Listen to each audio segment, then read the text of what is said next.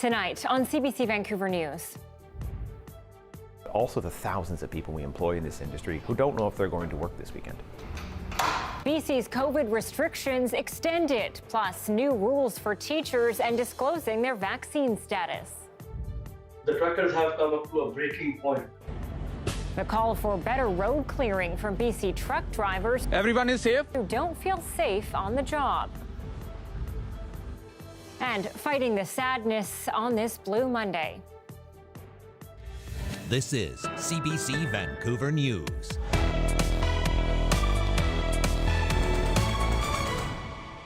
Good evening and thanks for joining us. Businesses shut down by COVID restrictions are anxious to find out when they may be able to reopen. Health officials are set to update everyone on provincial orders, but not before quietly making some changes to certain rules that did spark some serious concern and confusion today. Dan Burrett joins us live with more on this. Dan, what did the government do? Well, as we know, tomorrow Dr. Bonnie Henry is expected to announce whether gyms and bars will be allowed to reopen at some point, along with other possible changes to health restrictions. Bars, nightclubs, gyms, fitness centers were ordered closed just before Christmas as Omicron spread. That closure was set to expire tomorrow, but the government quietly extended the closure, quote, indefinitely to give time as they move to their new plan. That sent off a lot of confusion for businesses and customers. The government then clarified that not all the restrictions will be extended indefinitely. Health Minister Adrian Dix tweeting out earlier today that the previous December 22nd orders had end dates of 12:01 a.m. Tuesday, January 8th, tomorrow. He says Dr. Henry will provide an update on the new orders tomorrow and claims the updated order was made to ensure the order remained in place until Henry spoke about them tomorrow. However, another government announcement said the restrictions would last until 11:59 p.m., not 12:01. We're going to get that update, as we said, tomorrow. Okay, a lot of perhaps unnecessary confusion here, Dan, but this isn't the only update to a provincial health order today. Another big one has been made in education. Tell us about that. Yes, all to do with proof of vaccination for school district workers. An order dated today from Dr. Bonnie Henry allows medical health officers, in the reading of the rule, to require education boards to ask each staff member to provide proof of vaccination. And if that worker doesn't, the employer must assume they're not vaccinated. The Delta School District approved a proof of vaccination policy last week, the first in our province to do so. The BC Teachers Federation has said it supports a province-wide vaccine mandate, but today it says it's still gathering on information on this new order, and it wasn't notified ahead of time. It says it's confusing, as we already agreed with the BC Public School Employers Association to a vaccine mandate process, and would like districts to implement those. Meanwhile, a school in Armstrong in the Okanagan is going to stay closed this week as teachers refuse to work because of a high number of students not wearing masks amid a surge in cases. The local Teachers Association says the closure began on Friday after several teachers at Armstrong Elementary became concerned about a high number of masks exemptions granted to students. The association's president says one of the major concerns from teachers is that parents do not have to provide any proof their children can't wear a mask. Lots to go through. Anita? Absolutely. Dan Burrett live for us tonight. Thank you, Dan. And the confusion surrounding today's changes has meant a stressful day for affected business owners and many others with plans that depend on those answers. Our Isabel Regam spoke to some of them today, and Isabel joins us live from Vancouver's West End. Isabel, how are they feeling and what did they tell you? Well, Anita, businesses impacted by these restrictions say this latest confusing update is yet another example of unclear communication that means any type of planning is nearly impossible. Well, we have no idea what she's going to say. They've kept their cards close to their chest. I mean, we have to let staff know. We have to place orders. New Year's was a gong show. I mean, we had to load up on champagne and all sorts of stuff. I put a ton of money on our credit card, and then we couldn't open. I think industry just wants an opportunity to plan, right? And I don't think we've ever been given adequate notice throughout the pandemic on how the protocols are going to change. So I don't really expect that from them. But putting up a revised order on the website without telling anybody about it was obviously not a communication strategy at this point. The owner of Cabana says he actually opened his doors last weekend because he learned that if he could provide a full-service food menu, he could operate somewhat like a restaurant, allowing the business to make some income. But he's frustrated that was never clearly communicated to clubs who have been struggling. Meanwhile, gym operators say they are too frustrated with the lack of clarity, especially when they've been trying their best to follow pandemic measures for 2 years. We have done an excellent job on the cleanliness, on the sanitizing, on checking vaccinations, rejecting anybody that has not been vaccinated. And definitely when a business abides by the rules and does the best they can and still cannot function even at half capacity to keep the business alive, that is very, very frustrating. Anita, these businesses and their staff will be paying close attention to this update tomorrow, many of them hoping that this latest wave of restrictions that came into place will have been the last ones. Isabel Regam live for us tonight in Vancouver's West End. Thank you. And like Isabel mentioned, more information around the latest health order is expected tomorrow when Health Minister Adrian Dix and Dr. Bonnie Henry address extending restrictions. Now, hospitalizations have spiked to more than 800 in this province. Keep in mind, BC is now including people who were hospitalized for other reasons, but then tested positive for the virus. A less dramatic increase of patients in critical care, with 99 in the ICU. Less than half are unvaccinated. 22 more people have died from COVID-19 over the weekend. And while there's a push for everyone to get boosters as soon as eligible, Renee Filipponi is looking at a portion of the population here that's still holding out. Jordan Power wants to make it clear he is not an anti-vaxxer. I decided to get my first 2 vaccines because I didn't want to put my grandparents at risk or one of my best friends who's battling brain cancer right now. But he's holding back on getting the booster, believing as a young, healthy person, his risk of serious illness is low. I'm definitely a conscious person when it comes to really anything that I put into my body, especially something that I may not consider like natural right off the bat. But at the end of the day, like, I'm not a scientist, I'm not a doctor. And he's not alone. Despite the urgency of many to get boosters, more than 500,000 people in BC have received an invite for a third shot and have not responded. It's an issue across the country, and it's not just people questioning vaccines, says this scientist who educates people about them. A lot of people are starting to feel again the fatigue and exhaustion of just dealing with COVID, and for that reason wanting to know why now they need to go get a third dose. Health officials urge people to get the booster to help prevent transmission and serious illness. It's not just about getting through this wave. It's that booster dose we now think is going to give us protection for whatever comes next in this pandemic. For those on board, there are mixed feelings about booster holdouts. Well, I can understand why they feel that way, but I have no regrets at all that we went and got our third dose. Just feel a little bit more protected. To be polite, I wish they'd just go and get them. It's something Jordan Powers admits he will likely do. It's really just a matter of waiting and kind of seeing how things play out. And obviously, if the government starts forcing people to take it, I don't really have much of a choice. And as the pandemic carries on, officials hope more people will see the benefit of the booster. Renee Filipponi, CBC News, Vancouver. Premier John Horgan says he's finished treatment for throat cancer. The Premier says he's a little less robust than before, but that he's feeling better every day. In November, Horgan revealed he was undergoing radiation after discovering a lump on his neck weeks before. He'd been working virtually from home since then, with Mike Farnworth serving as Deputy Premier. Horgan has now undergone 35 rounds of radiation treatment. His office telling CBC News that he has lost some weight, but expects to be back at work in February. Luckily, there was no one inside a Wendy's restaurant in Surrey this morning after the driver of an SUV plowed straight through the front of a building. It happened at this Cloverdale location around 10:30 this morning. As you can see, the crash caused extensive damage to the building. The elderly driver was taken to hospital for observation, but thankfully was not hurt. No word yet on what caused the crash. RCMP are investigating. A man has been arrested for allegedly stealing a semi-truck, crashing it, and then trying to steal another vehicle in Abbotsford. Police say the 28-year-old Alberta man was seen driving this stolen truck erratically. They tried to stop him, but the truck ended up hitting another truck and then driving away. Later, the suspect is said to have crashed the semi on a concrete meridian. He allegedly tried to steal another car, but members of the public were able to stop him.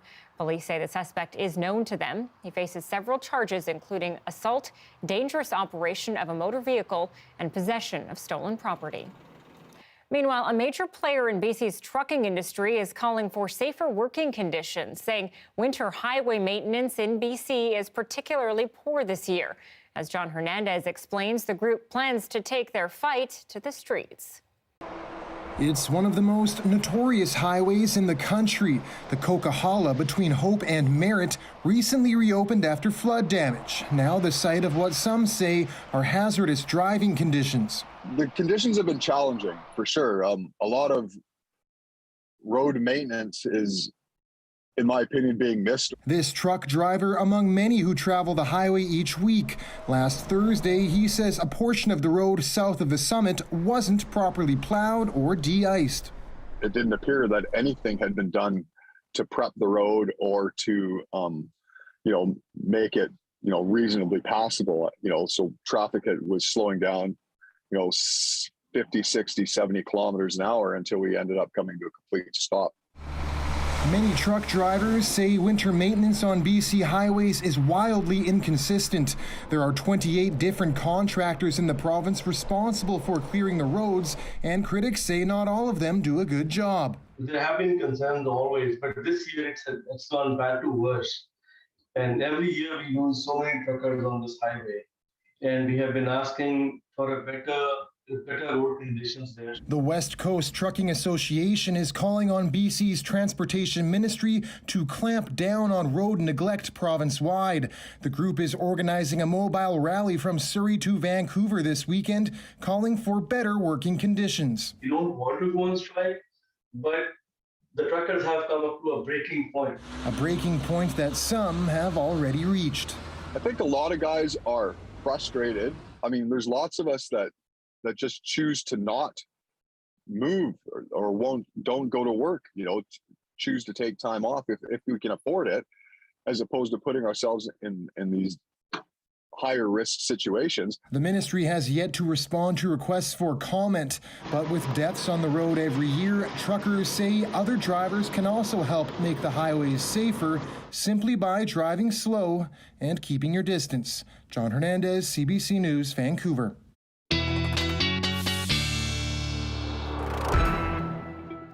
All right, speaking of icy highways, meteorologist Johanna Wagstaffe is here now with the forecast. And Joe, not a bad day, I must say. A bit of drizzle, not horrible.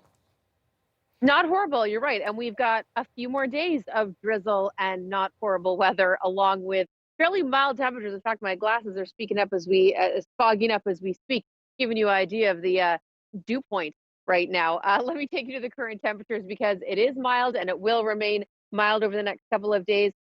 6 right now in through YVR, not going to drop much more than that. And that's really thanks to this, what we call a zonal flow. When we see the general airflow moving west to east across the south coast, that keeps in light rain and drizzle through the forecast. And it also protects us from a descending Arctic air mass. And that's what we have going on in through central and northern BC tonight. Speaking of those icy roads, flash freeze warnings placed for Prince George down to Williams Lake because we did see rain today and temperatures are dramatically dropping as that Arctic front slides south. And you can see it here on the wind chills really pushing through Fort St. John right now, back into the minus 30 wind chills. Prince George, it's headed for you as well. It will be a dramatic drop. So freezing up of slush puddles, very slick roads and sidewalks in through central and northern BC.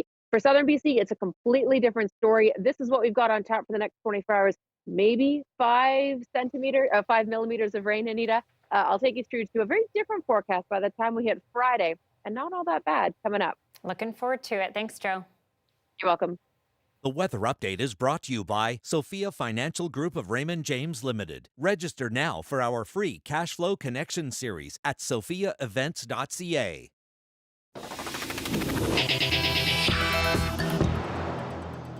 Less than 2 weeks since it was cleaned, the barge chilling beach sign has once again been spray painted with the Indigenous place name for the area.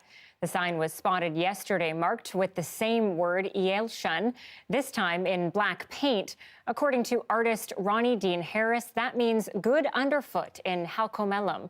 The unofficial barge-chilling beach sign was set up at Sunset Beach last month as a tongue-in-cheek reference to the barge that crashed in the seawall.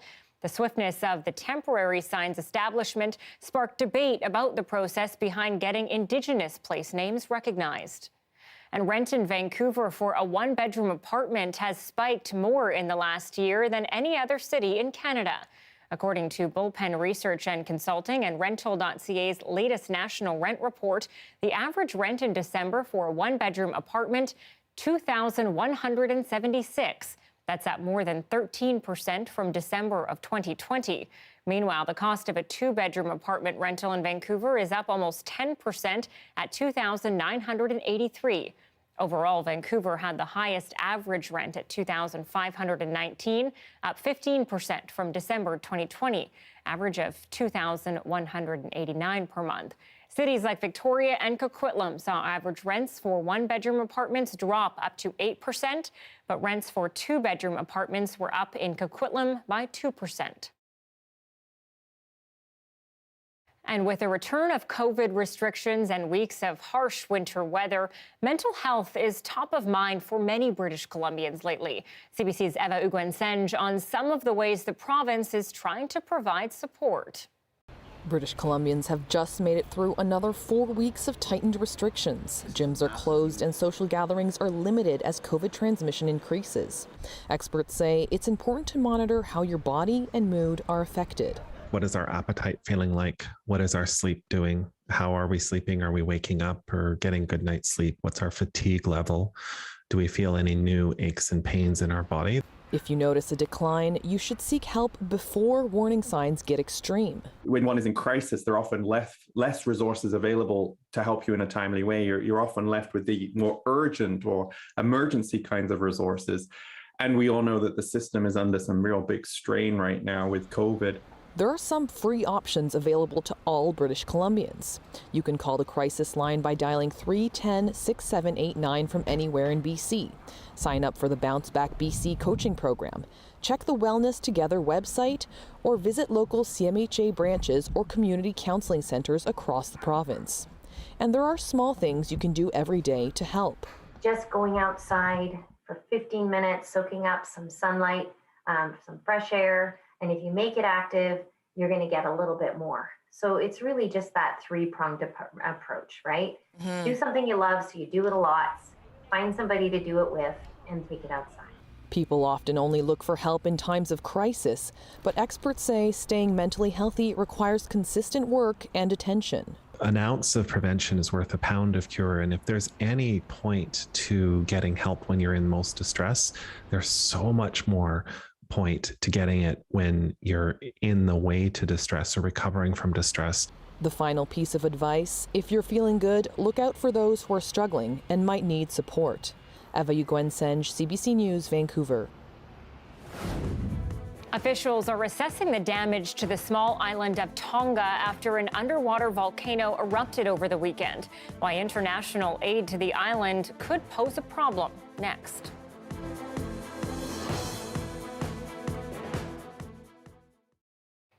Thanks for staying with us during our commercial-free live stream. Anyone who was a kid in the 90s might have memories of either shooting or dodging little foam darts fired from a toy gun. The weapon of choice, a Nerf gun, of course. Graham Thompson spoke to a St. John's man who turned his Nerf collection into a side hustle. Go for it.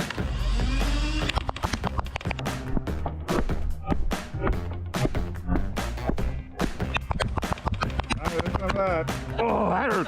Maritime foam kind of started as a justification for my massive and growing Nerf collection. I've been asked a few times how many. I keep meaning to count, and then I start counting, and I lose interest in counting. It's definitely between 200 and 300. I think it might be a little more. I do have a lot of duplicates that I use for parties so that all the kids have kind of a similar thing to play with. It's kind of split into the collection I have for parties and the collection I have that is for me, which is a mix of vintage stuff stuff, higher performance blasters, and just ones that I really like. When people are talking about Nerf, they're talking about any blaster or anything that fires a foam projectile at someone else to tag them out. One thing that I do mention to people, obviously I have a massive collection and I'm really into it. It can be a lot of fun and a very inclusive hobby. You don't have to spend a lot of money. You can go and get a couple used blasters for $5 a piece and have a bunch of fun. The other thing I would say to people is if you can get two, play with your kids, play games with them, make up your own games. That's what will make the toys more fun and make them last and get them out playing and having exercise. I take my kids to the playground and we all play together. As I was having fun collecting and tinkering and playing, Nerf wars in the backyard with the kids and with friends, I realized, well, hey, this could be a fun thing to do for parties. Lots of kids are familiar with Nerf, but they're not very familiar with actually playing structured games. And just like it's a lot more fun to play a hockey game than it is to slap a puck against a wall, it's a lot more fun, I think, to play a structured game on a team playing Nerf than it is to just fire at cups all day. This has really been just such a gateway into the hobby, a fun first project. I started my YouTube channel towards the end of the summer. That kind of became a way to still have fun and modify things and create things at a time where I wasn't super comfortable doing too many parties.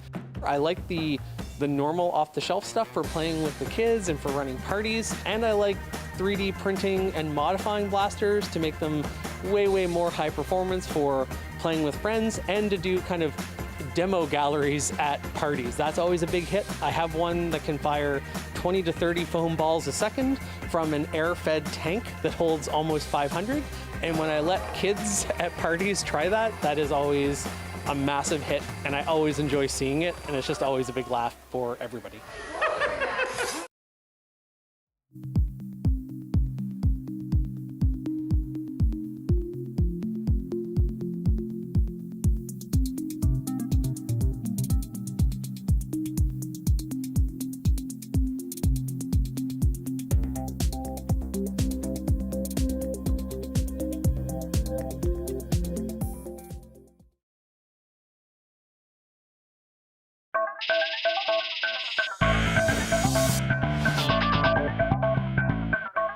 Christine St. Clair, one of Canada's greatest soccer players, has accepted a special award from FIFA for breaking the world record in goals scored. And as Susanna De Silva shows us, the superstar is also using the opportunity to speak up about soccer's gender inequality. FIFA recognized the best in the soccer world, beginning with the person who has scored more international goals than anyone else. Sinclair wide open. Is this it? It is! With goal number 185. That goal put Christine Sinclair ahead of American Abby Wambach and ahead of Cristiano Ronaldo, also recognized for breaking the men's record, which was 109. Very beautiful. I think it goes to show the evolution of women's football, the evolution of the game in Canada. An evolution Sinclair's been pushing forward. One word sums up Christine Sinclair: class. Over 70% of every time she scores, Canada wins. The more times that Canada goes out and performs well at a world stage, that's all the better. People begin to speak about it. Of course, her biggest win, the Olympic gold medal. But in front of the world today, she wanted it to be about more than her achievements. But I do want to say that, women's football, female athletes have often been an afterthought. And my goal moving forward is to continue the fight, continue the change. I would have loved to have gone off, but it's the truth. And obviously it's an honor to be awarded by FIFA, but I wanted to use that platform as an opportunity to speak the truth. A goal that remains elusive, the chance to play professionally at home in a Canadian women's league.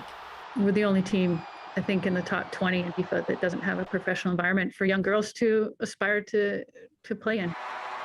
She is hoping to play in the next World Cup. As for the Olympics, no promises, but her impact on the game will be enduring. Susanna De Silva, CBC News, Vancouver.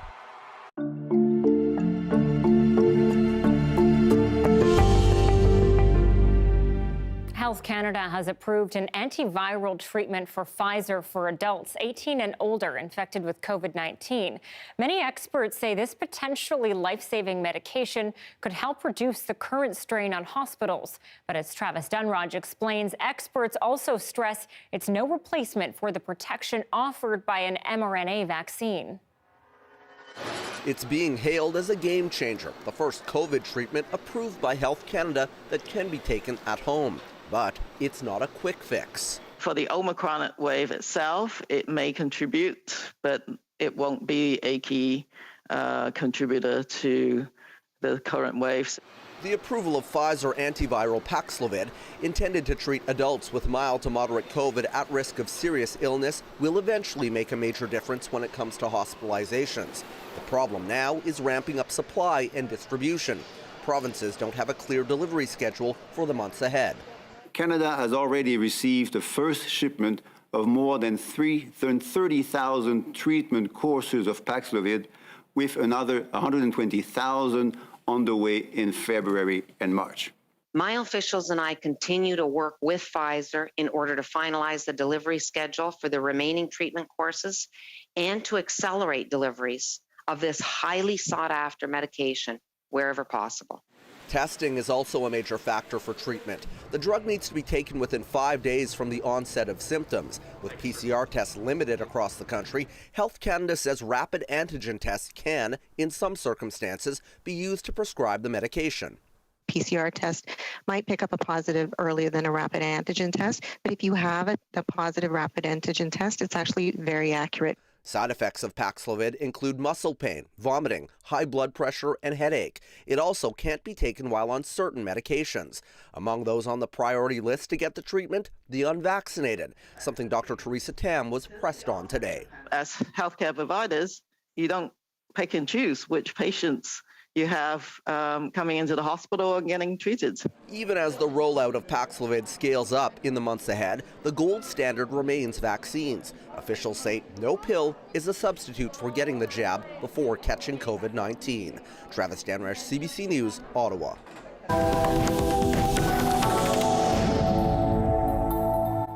Australia and New Zealand are doing aerial assessments of the Pacific island of Tonga after Saturday's violent volcanic eruption.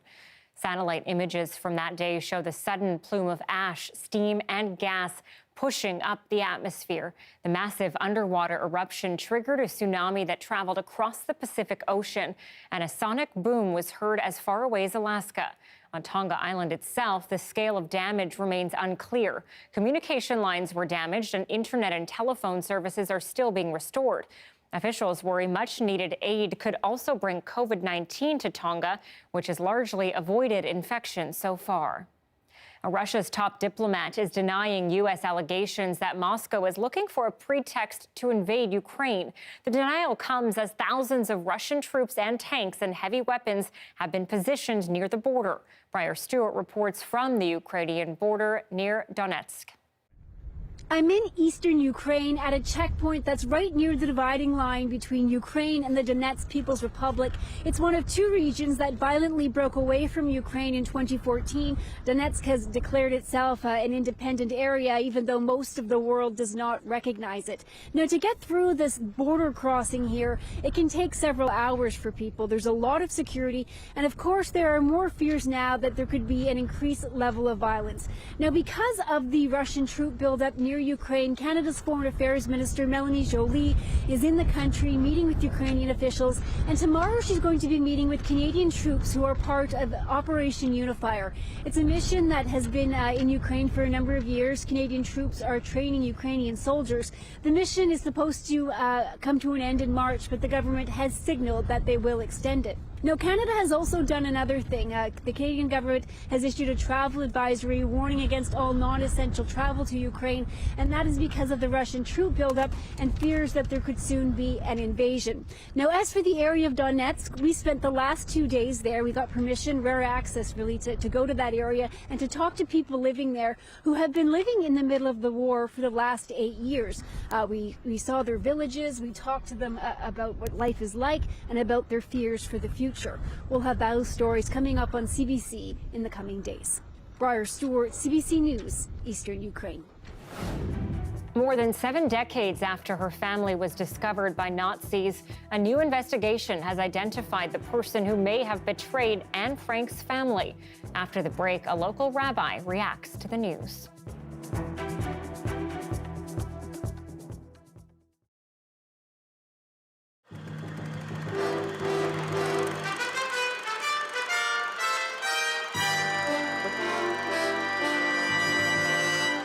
Susiat Falls are still there. In fact, from the air, the West Coast Trail is still one of the wonders of Canada, a rugged and spectacular 5-day hike up the Pacific coastline. But on the ground, it's hard to find the trail anymore.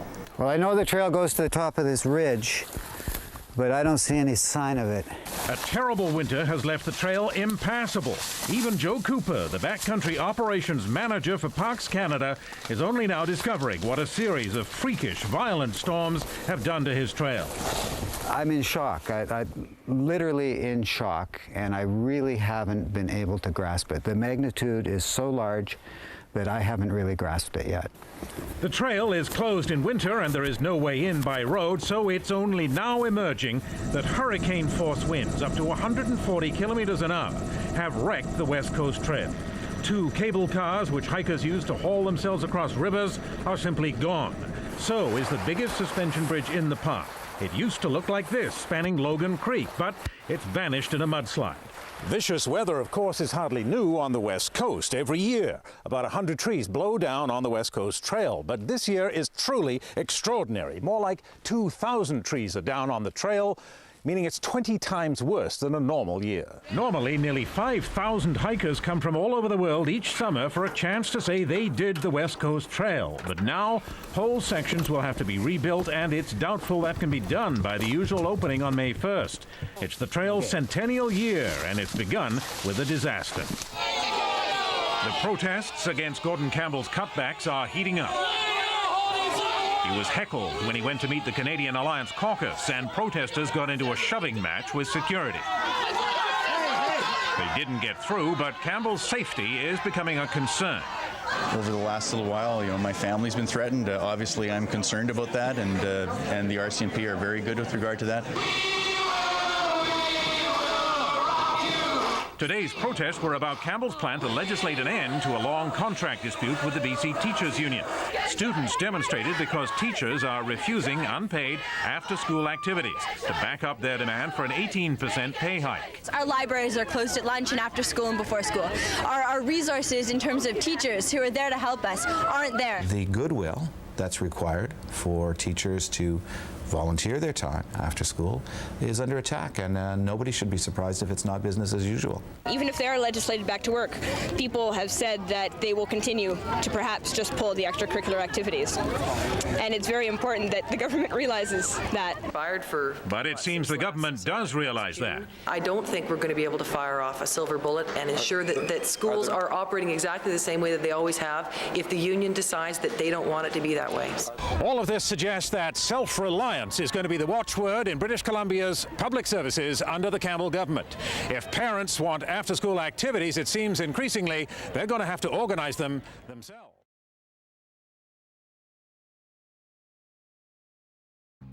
Here are some of the stories we're following tonight on CBC Vancouver News. There's lots of us that just choose to not move or don't go to work, choose to take time off if we can afford it, as opposed to putting ourselves in these higher risk situations. Long-distance truck drivers are raising red flags about what they say are dangerous, even deadly winter conditions on BC's mountain highways this year. They say the ice removal maintenance is inconsistent, leaving some scared to leave their house for work in the morning. Well, BC's orders against COVID-19 are being extended tonight, but they could change tomorrow. We are waiting for an update from Dr. Bonnie Henry and Adrian Dix to find out if gyms, bars, and nightclubs will remain closed. Meanwhile, we are learning that all teachers across the province will now have to report vaccination status. And rent for a one-bedroom apartment in Vancouver increased the most of any major city in Canada in 2021 at 13.2% year over year. A two-bedroom apartment rose nearly 10%, making the average cost almost $3,000. The other two BC cities on the list of rental price rankings, Victoria and Coquitlam. While both still came in as costly, both also dropped their one-bedroom rates for 2021. And when it comes to owning a home, the latest figures show Canada's housing market has never been this tight. In 2021, the housing price index jumped by more than 26%, and right now there are fewer properties for sale than at any other time on record. Jacqueline Hansen shows us the growing fear that home ownership is out of reach for more and more people. Like this helped draw home buyers to Nova Scotia when COVID hit, and demand for houses still hasn't let up. We have been run off our feet as far as trying to find homes for buyers. This Annapolis Valley realtor says inventory has all but vanished. It's somewhat of a domino effect. People who own an existing home and want to upsize or downsize are kind of stuck because they have no place to move. According to the Canadian Real Estate Association, there were fewer homes listed on New Year's Day than at any other time on record, going back to the 1980s. Normally, there are enough houses on the market that it would take about 5 months to sell them all. Right now, it would take less than 2 months. With less choice also comes higher price, unfortunately. So buyers need to dish out a whole lot more money than they expected to. Prices have soared during the pandemic across cities large and small. 2021 was the busiest year for home sales ever. That very strong demand appears to be triggered by two things. COVID, which makes you work from home, which means you need more space at home. And number two, just an incredibly low interest rate environment. The Bank of Canada is expected to raise interest rates soon, and MPs are meeting this week to try to tackle high housing costs. But new taxes to cool the market would be hard to sell, and building more houses can't happen overnight. I'd be surprised to see something dramatic from the federal government in the short run. For now, the biggest change may be in how Canadians view home ownership. I think owning a home is more of a right than a privilege, but in today's market, it's definitely a privilege. And it's increasingly out of reach for many across the country. Jacqueline Hansen, CBC News, Toronto. The Diary of Anne Frank is one of the world's most read books, an insight into life during the Holocaust by one who lived at risk. But it couldn't tell the story of her final betrayal. More than 7 decades later, a team, including a Canadian researcher, believes it has an answer. Chris Brown looks into the investigation and its troubling conclusion. It was in a secret annex concealed by a false bookcase in an Amsterdam warehouse that teenager Anne Frank hid with her family and wrote of the terrors of life in Nazi-occupied Holland. Her diary, which told of her hopes, her innocence, and her fears, ended abruptly in August 1944 after someone led the Gestapo to the Franks' hiding place. Canadian writer Rosemary Sullivan participated in an investigative project that claims to have finally identified the alleged betrayer, a Jewish lawyer named Arnold Vandenberg. When it came to the very end, when there was no other way to protect himself and his family, who can judge a man turning in addresses? Dutch investigators, led by a retired FBI agent, compiled a database of thousands of documents and concluded that only one person had the motive and opportunity and knew of the Franks' hiding place. The scenario is that the notary Arnold van den Berg, well known in Amsterdam, handed over lists of people in hiding. A key clue is an unsigned note given to Otto Frank, Anne's father, which named Vandenberg, who was never sent to a concentration camp. But some historians remain skeptical. To name and to blame this person as the betrayer of Anne Frank, you have to be sure for 100% that this is the right answer. Down or something. Rosemary Sullivan has just written a book on the investigation. I'm sorry that this could be used to say a Jew betrayed other Jews, but I think that would be completely wrong. What you have to say is the framework of evil was set up by the Nazis. Anne Frank was just 15 years old when she died at the Bergen-Belsen concentration camp. Her diary would become one of the most read books in the world. Chris Brown, CBC News, London. The Diary of Anne Frank has long given a personal face to the experiences of Jewish persecution during the Second World War. For perspective on these new findings, I'm joined by Rabbi Dan Moskowitz. He's the senior rabbi of Temple Shalom. Thanks for being with us. Thanks for having me. Rabbi, does this provide any closure to the Jewish community, or is there hesitancy because of the fact that we don't know that this is 100% true? No, I think it does provide some closure. It has been a lingering question for more than 70 years of who turned this family in, a family that was not unlike thousands of other families that were in hiding during that period. And so in that sense, this is one chapter perhaps that can be closed. And when you hear of a Jewish person turning on another Jewish person during that brutal time, what does it say to you about the circumstances back then? Well, I think about that a lot because I think that we have to be reminded of what a horrific experience and time these people were living through in Amsterdam during and towards the end of the war, that Jewish families had to turn in other Jewish families in order to save their own. I can't even begin to imagine the horror and the complexity and the true terror that they must have experienced every day throughout that period. There's concern by Anne's father about releasing this information, you know, if it's believed that he actually knew about it, because of fears that it would further anti-Semitism. Do you think that these findings now bring that to light again? No, I can't begin to imagine what it was like right after the war. I mean, we know historically that anti-Semitism did not die with the Holocaust. We saw that evidence even this weekend. So it was still ever present. And I think that Jews were always conscious and concerned about raising the ire of those around them that might put themselves or others in danger or in jeopardy. So his concern perhaps is well-founded then, but I'm not sure it was specific even to just that story. Anything could have triggered more anti-Semitism, more danger for Jews after the war. Rabbi, thank you for being with us. Thank you for having me. Just weeks after our own wallop of winter weather, provinces and states out east have been buried by blizzards. Meteorologist Johanna Wagstaffe will join us with the weather forecast after the break. And at 6:40, you are looking at a live look of Whistler tonight. Lots of snow there on the ground. None in the forecast down here. Once again, Johanna joins us next.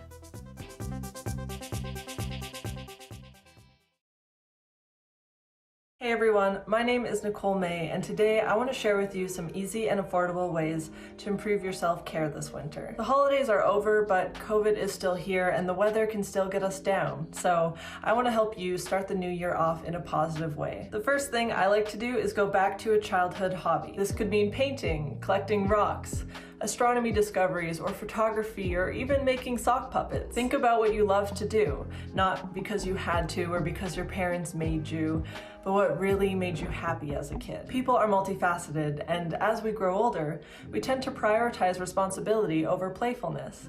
But both still exist inside of us. Whatever your go-to childhood hobby was came from an intrinsic or natural place. Continuing on the note of childhood joy, I love to listen to the music that was around when I was about 13 to 18 years old. Listening to music from your youth is associated with positive emotional memories, and you can do this genuinely anywhere. On your way to work, out for a walk, or if you're having trouble falling asleep. When you listen to music from your younger years, you're taking your brain on a reminiscent trip and firing dopamine into your system. That's the brain chemical that allows us to feel pleasure. The next thing I do to improve my self-care in the winter is to have a me evening once a week. Most people I talk to don't feel like there's enough time in the world. Schedule it in. Have a milkshake, call a friend you haven't heard from in years, go get a coffee and people watch at a cafe or drive somewhere you've never been before. And the next day, talk to the sun. If you have a therapist already, that's even better.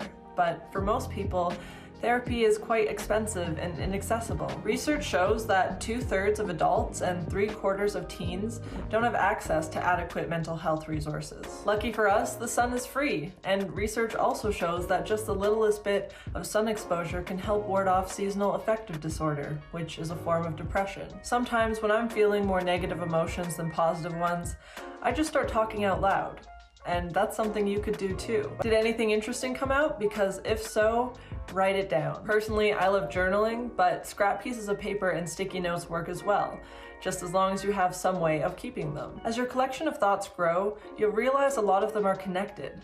Maybe one day you're writing about how spilling wine on your carpet made you cry, and then 3 months later, you're writing about a memory you had of your dad yelling at you when you spilled his drink on the carpet. More things are connected than you realize, and writing them down will help you discover that. Plus, research also shows that journaling, drawing, and writing poetry helps to regulate our emotions and calm us down. Lastly, what we can do is make a list of things we've always wanted to do, but never have, and then do one of them. Maybe you've always wanted to learn a new language. There's plenty of YouTube videos to help you out. Make a bucket list of manageable and obtainable ideas without having to feel like you need to do every single one. You always have the option of doing more in the future, but because we're just starting off, pick one and see where it takes you. I know there's a lot of barriers to do with self-care, including a lack of time and money, but I'm hoping this list brings a new and more accessible way to tackle it.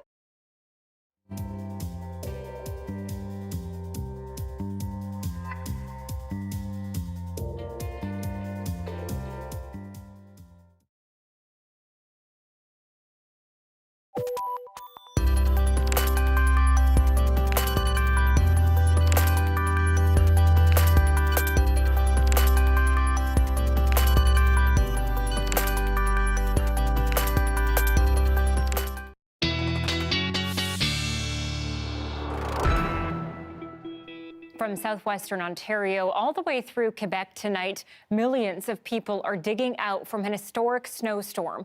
More than 50 centimeters fell in some places. And as Thomas Dagla tells us, the rare conditions brought Toronto to a standstill.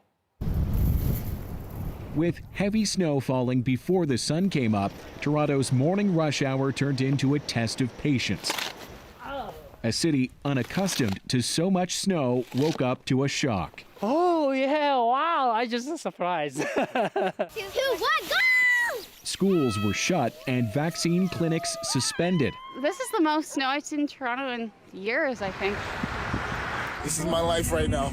Police even closed Toronto's main thoroughfares, like the Don Valley Parkway and Gardiner Expressway, where at one point snow clearing slowed traffic to a crawl. We asked people to stay home.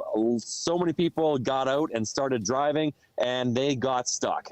But many workers couldn't stay home, like this anesthesiologist who ended up stuck on an on-ramp for 8 hours. I was admittedly a little bit terrified about halfway through that because it really just didn't seem like there was an end in sight.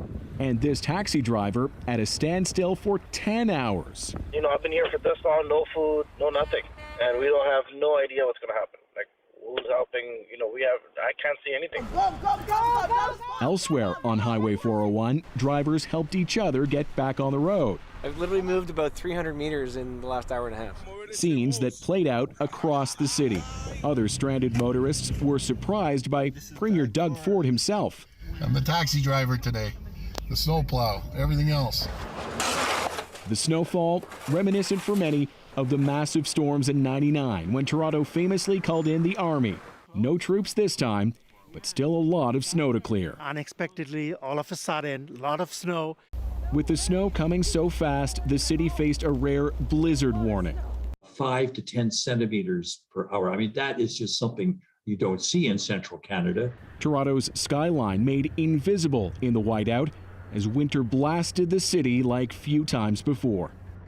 Wow, just incredible to see those photos. The CBC's Thomas Dagla tonight, and that major winter storm system is extending south into the U.S. as well.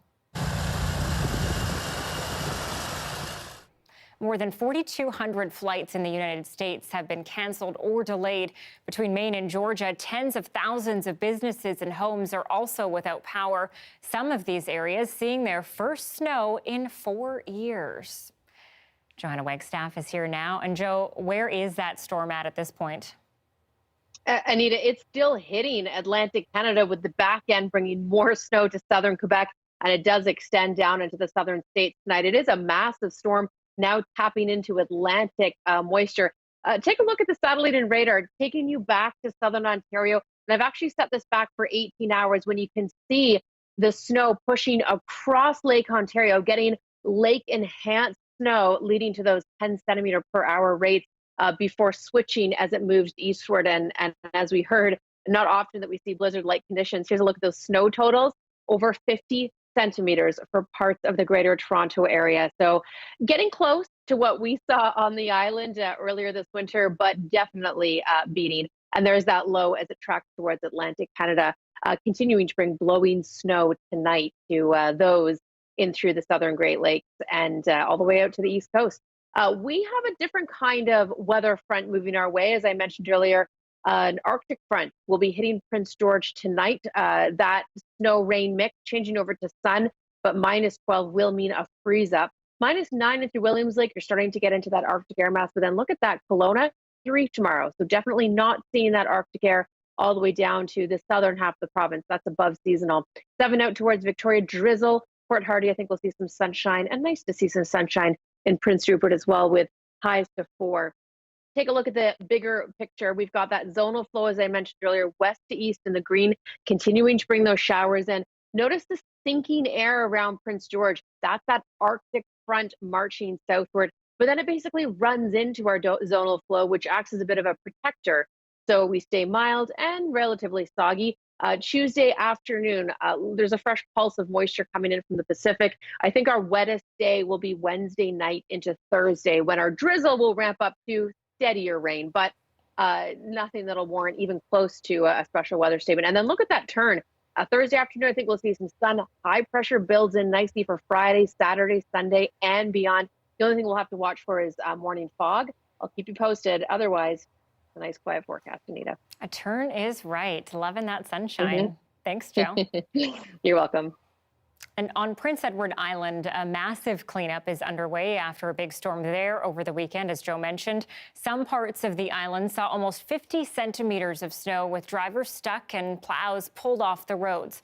Shehan Desjardins has more on the efforts to clear up what the storm left behind. The roads still aren't great, but they're a far cry from this. The conditions were bad. Not the worst I've ever seen. That's what Jay McKay spent his weekend driving through, helping get people to work and off the streets.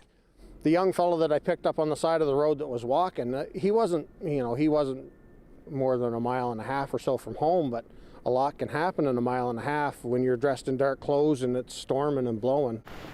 McKay says he picked up more than a dozen people and yanked out about 20 stuck vehicles. Others came up with different ideas. Since this Volkswagen Jetta probably wasn't going anywhere, Hannah Graham used these.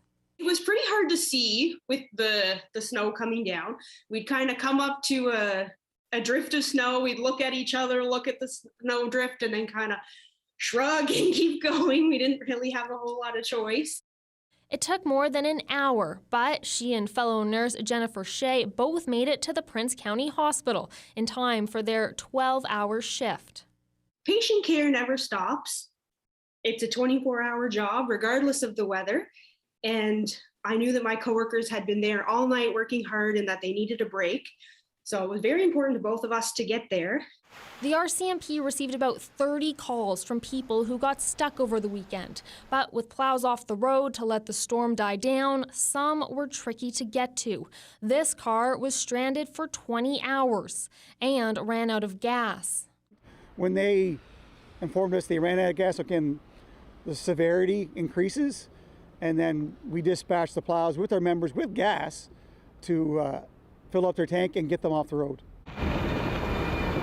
Police want you to just stay off the roads during a blizzard, but if you do find yourself stuck, they say to make sure your tailpipe is clear if you're keeping the engine running. And here in Charlottetown, city officials say everything should be cleaned up in a couple of days. That is, until the next storm hits.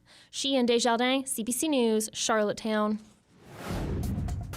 Some of the best and brightest songs in BC's back catalog are being pitted against each other in a new bracket by one CBC reporter. We'll talk to him about the songwriting standoff after the break.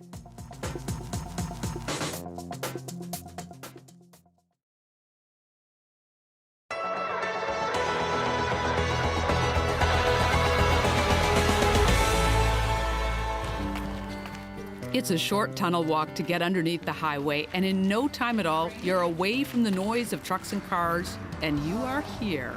Welcome to the Bluff Wilderness Trail. It was once named one of Canada's best urban hikes. Which trail are we doing? We are going to do the Mi'kmaq Hill Loop. That's about 8 or 9K. I'm hiking with Janet Barlow from Hike Nova Scotia. Looks like it's frozen. I don't know if it's strong enough to stand on though. In all, there are 4 loop trails here in this very vast wilderness: the Pot Lake Loop, the Mi'kmaq Hill Loop, the Bluff Loop, and the Haymarsh. You could spend an hour hiking here, or days. Hard to believe we're just minutes from downtown Halifax. Now, I'm a little nervous about not the ice that's here, although you do need to step carefully and be mindful during the winter. But this sign gives me pause. Surely the bears are hibernating. I have never seen either of those animals on this trail, but it is possible. What I like about this trail is it's nice and rugged. It has a real wildernessy kind of feel to it. It's kind of got some up and downs, so it's a little bit of a workout. It is a good workout, and this natural gym gives you a few challenges along the way too. The giant boulders to climb serve as nature's steps. Same with the tree roots as you head to the top of rocky ridges for a spectacular view of Cranberry Lake. Now, there are some easy parts too. These boardwalks were built by the many volunteers who built and maintain the trail. As hiking soars, Barlow says there's a need for support. That's something that I think our elected officials need to start paying attention to, because we've got trails that need attention. They need funding. Community trail groups need support to keep trails like this in shape. Now, while Hike Nova Scotia is excited about the rising number of people who have taken up hiking during the pandemic, there is a drawback. Hike Nova Scotia wants more people to get out and hike, and they have. They've come out in droves. But that's a little bit of a double-edged sword. It's a good problem to have, but you know, with increased numbers on the trails, you get increased wear and tear on the trails, and you get behavior that you'd probably rather not see. There's a simple hiking code to follow, and it's this: leave no trace. When you're hiking, you want to stay on trail. So trying not to go off trail, create your own little paths to shortcut. Litter, I mean, it's pretty basic, but still people do leave litter on the trail. Sometimes it's accidental. Besides the litter, there were reports of people lighting campfires, which is not allowed. But besides that, these trails are calling. Nature is waiting. And physical distancing out here? It's so not a problem. Colleen Jones, CBC News on the Bluff Wilderness Trail.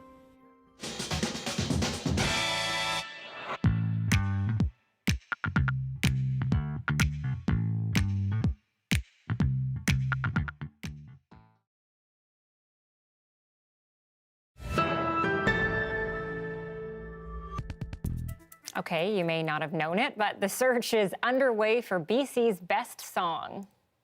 Baby Baloo in the deep blue sea, swim so wild and you swim so free.